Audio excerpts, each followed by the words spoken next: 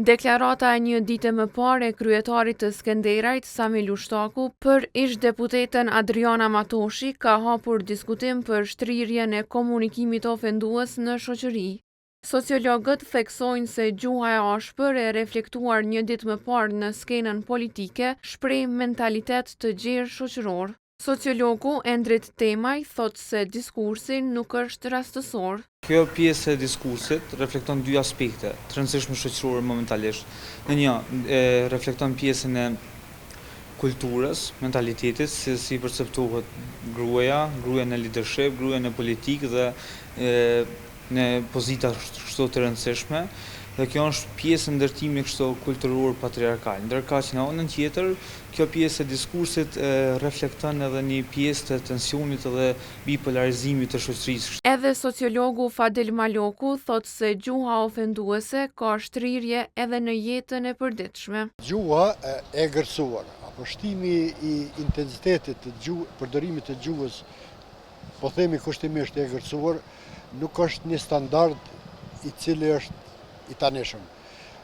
E ka një histori të vetën, dhe historia e gjuhës ashpërsuar apo të gërcuar patyshim që mund të lidhet me ngërçen i cili u kriju.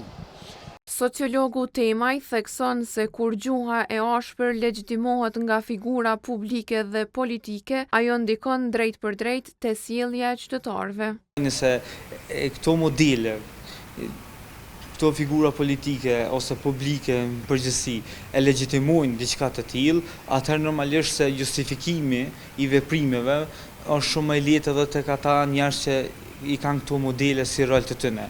Prandaj ata pastaj veprimin e tyre mund ta mbështesin duke justifikuar në këto veprime. E avokati i popullit Naim Qelaj, duke ju referuar një hulumtimi të vitit 2024 mbi komentet në rrjetet sociale, tha se shoqëria ndikohet shumë nga figura publike.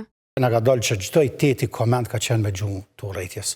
Pra, efekti dhe ndikimi që ka fjala publike e atyre që kanë ndikim dhe kanë peshë në publik është tepër i madh dhe këto asnjëherë nuk duhet me përdor si fuqi politike ose armë me shkaktu, si të themi, polarizim të skajshëm brenda shoqërisë. Ndërkaq sociologu Maloku thot se përdorimi i kësaj gjuhe në publik tregon mungesë të emancipimit shoqëror.